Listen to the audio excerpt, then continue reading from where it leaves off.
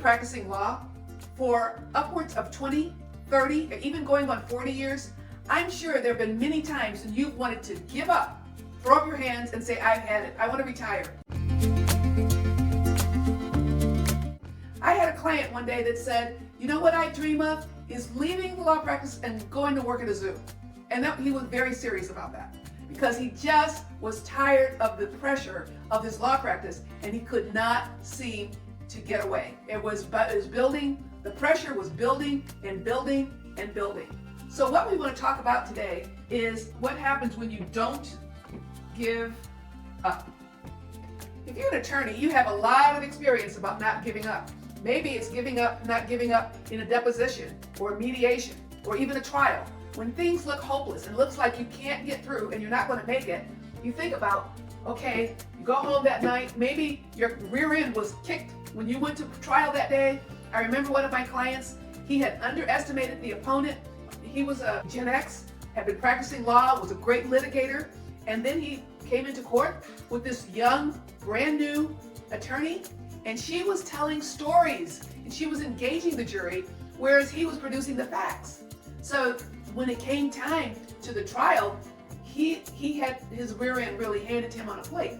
Not because he wasn't a skilled litigator, but because things and times change.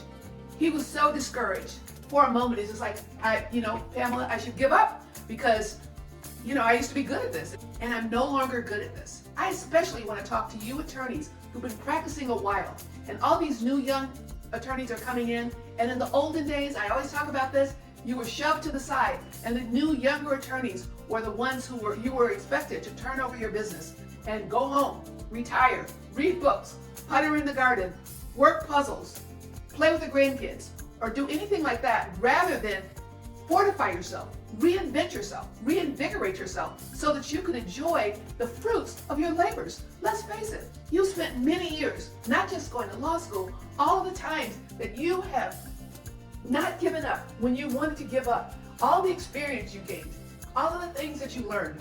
Just like my client, he learned that he had to have a new way of thinking, a new mindset in order to prevail in the trial against younger lawyers, because there was a new game, a new strategy, a new way of doing things. It's a new day. And so what we want you to do is to reinvent yourself, reinvent your mind, reinvigorate your law practice. And it's not as hard as you think. You just change little by little.